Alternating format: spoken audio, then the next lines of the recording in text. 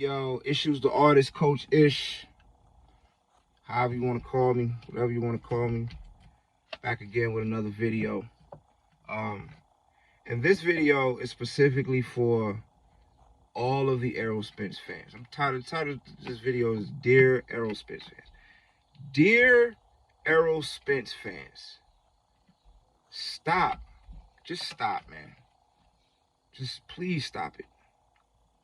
Please stop it. Just accept what you saw. Just accept it. Accept it. Terrence Crawford is one of the greatest welterweights ever.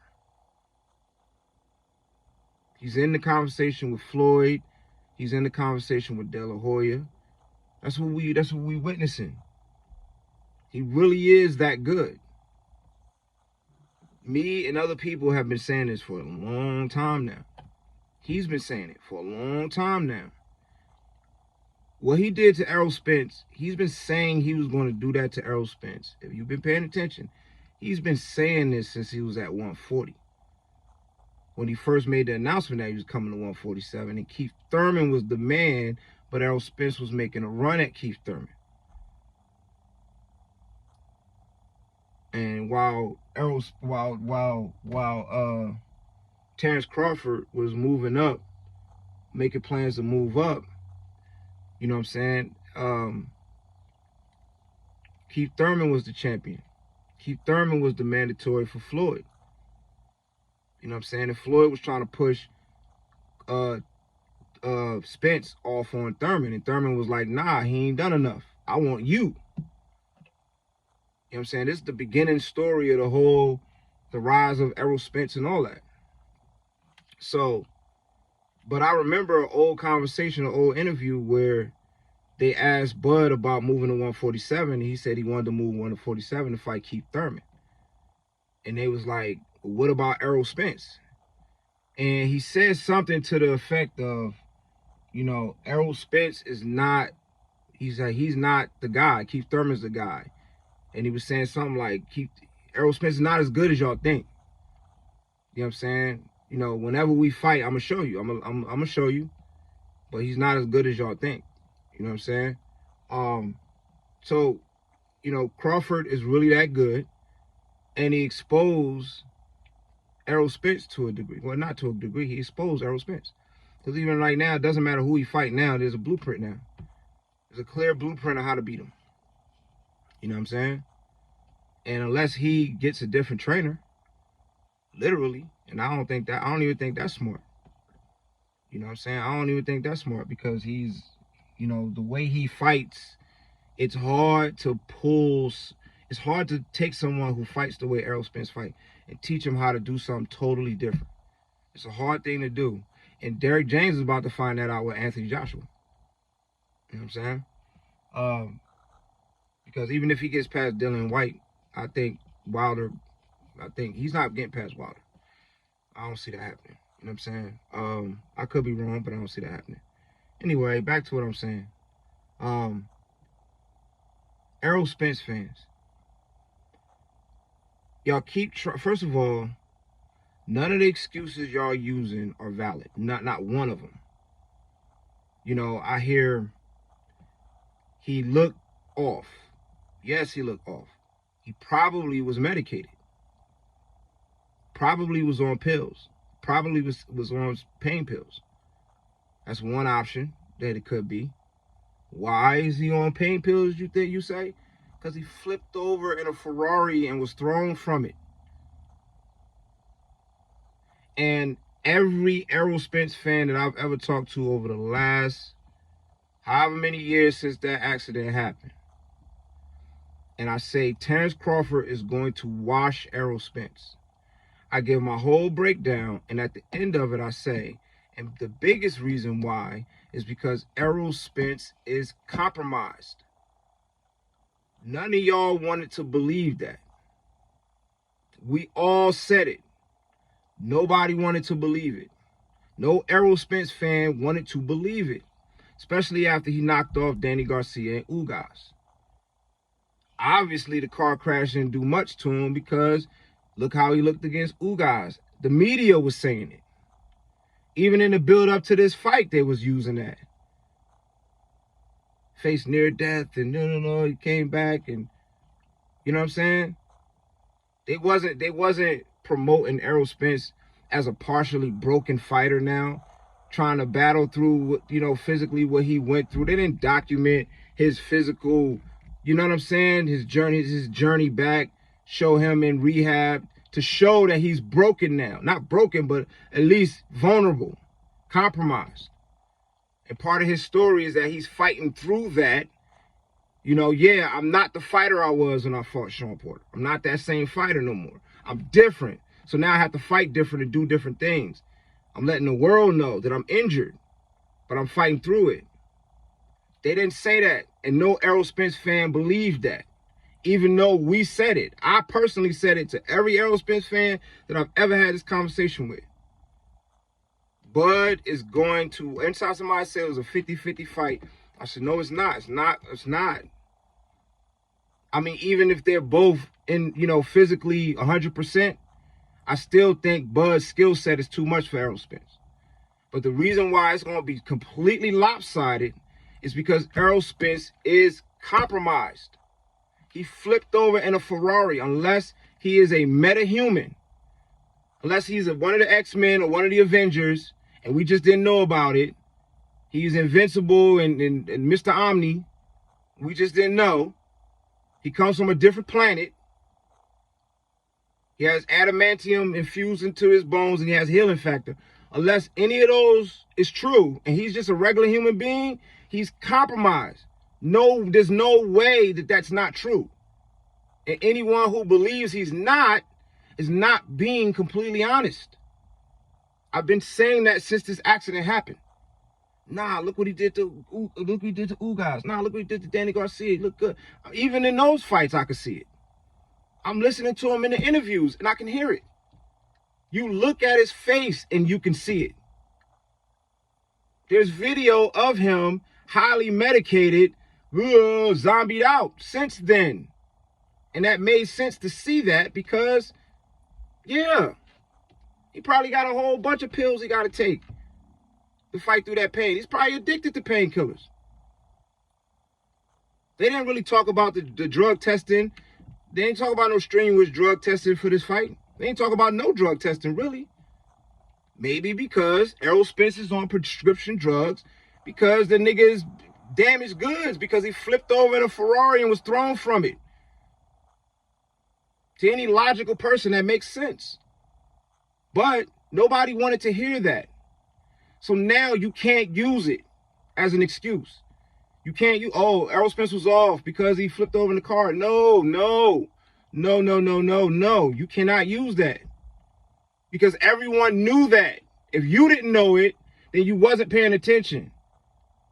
And even if you are an Errol Spence fan and you accepted that reality, and you look at Bud for who he really is, you as an Errol Spence fan, if you are truly a boxing fan and not a boxer fan, should be like, no, I'm riding with Spence, but Crawford might stop him. I'm riding with Spence, but I wouldn't bet my money on. I'm riding with him, but I ain't betting my money on him. Because he's physically compromised. He flipped over in a car. Then he got his eye socket broke. Then he got his retina detached. Then he was in 2 more accidents. And now the Errol Spence fans, after what happened, want to take away Bud's win by now using that as an excuse. Nah. Number one, because even at 100%, even the Errol Spence that fought Sean Porter would have got beat the same way. Not necessarily, it might not have been that one-sided, but it would have been one-sided. It would have either been a unanimous decision or it would have been a later stoppage. You know what I'm saying? Because the same habits that he got hit with, the same stuff that he got countered on, he's been doing that his whole career. He's been doing that all the way back to Lamont Peterson, who was catching him for doing that stuff. Kell Brook, who was catching him for doing that stuff. Look at all the times that Chris Algieri was catching him for doing those same overreaching and all that other stuff. Falling in on the jab and all that other stuff. He's been doing that. And he's been made to pay over that. It's just he's never been in there with someone of the caliber of Terrence Crawford. And y'all didn't believe it because everyone was downplaying all the stuff that Terrence Crawford was doing in order to elevate the image of Errol Spence, instead of just being completely honest. So now you can't use those. Stop that. And the other thing y'all need to stop doing is, now that that's been, it's very few places to go with that. So now y'all want to throw Boots Ennis in it. Man, stop that. And y'all applying the same delusion to Boots Ennis. Let me tell you something. If Boots Ennis fights Terrence Crawford now, he's going to either lose badly or get stopped. Boots Ennis is coming. Terrence Crawford is here. Boots Ennis is Harold Miner. Harold Miner could have actually grown into a great NBA player. Go watch the Harold Miner story. If they was not comparing him, doing the early Jordan comparisons, which forced Jordan, who had already been a seasoned champion, going against a young boy and a rookie, to snatch his heart because niggas kept comparing him to Jordan. So Jordan made it a point every time he played him to snatch his heart. That messed with his head, that damaged his game. He didn't spend long in the league. But if they would have just let that boy grow, not compared him to Jordan, not calling him baby Jordan, none of that other shit, he probably would have grown into be a really good back. Probably would have been one of the top 5 shooting guards the league has ever seen. This is Boots Ennis and Terrence Crawford. Terrence Crawford is 36 years old. He's in his grown man body. Anytime he hits Boots Ennis, he's going to feel it. Boots Ennis hits Terrence Crawford. Boots Ennis is still somewhat a kid. He hasn't fully matured. His body hasn't fully matured yet. He's not even fully matured into his power. When he do, he's going to be scary. When he finally matures, he's going to be scary. But Terrence Crawford is there already. Y'all did not see what he did to Errol Spence?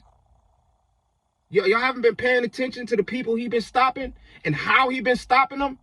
Body shots, headshots, setups. He knocked Kell Brook out. Kell Brook got up and was like, what happened?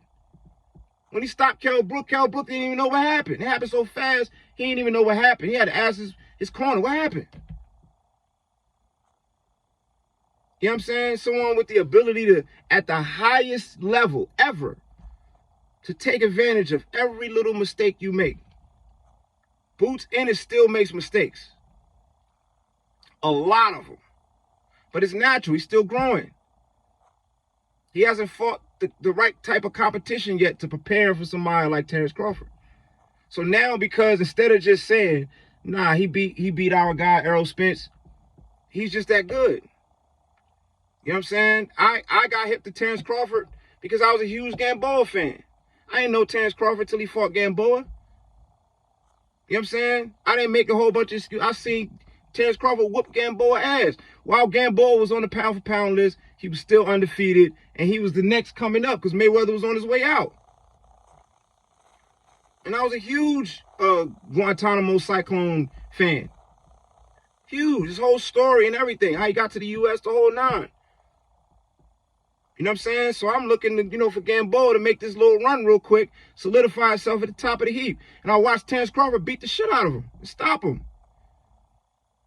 I was like, yo, who is this kid? I became a fan of him right there. I had to acknowledge right there what I just saw. Then I seen it again. I'm like, yo, I got to acknowledge what I'm seeing. Yeah, I came into this thing as a Gamboa fan, but damn, I'm a boxing fan on top of everything. And the way he goes about his business of boxing, I'm a fan of it. He does it the right way. So just acknowledge that, man. And now because he beat Errol Spence, try to fight, try to throw Boots in it. Boots is coming. But Boots need to beat Keith Thurman would be a good, fight Keith Thurman. Fight Keith Thurman. If I'm Terrence Crawford, first of all, I'm leaving all them belts at 147. I'm going with the 154. Like he said, he already accomplished his goal. Now everything is just extra. So you might as well just keep reaching for greatness while you still can physically do it. You know what I'm saying? So you might as well drop them belts, go to 154. You know You know what I mean? Let Boots prove himself. Leave all the belts at 147 and let Boots collect them. Because if you leave all the belts, then the Keith Thurmans and the Ugases and the Virgil Ortizes and all the relevant welterweights, that now that Spence Spence might want to go, get them belts again. I doubt he'd probably move up to 154 as well, or probably retire. I wouldn't be surprised. You know what I'm saying? But leave all the belts, leave them down there. Let the young guns and all that, and then let him secure himself at the top of the heap by collecting all the belts. Because if you leave the belts down there, Keith Thurman gonna want one. Be a good opportunity to be the first one. Boom, knock off Keith Thurman, test yourself and Keith Thurman, and see how it go. I personally think he'll wash Keith Thurman, but that'd be a good stepping stone, right? Then you gotta fight somebody like Ugas. Keith Thurman, you probably can give him that because he's been too inactive.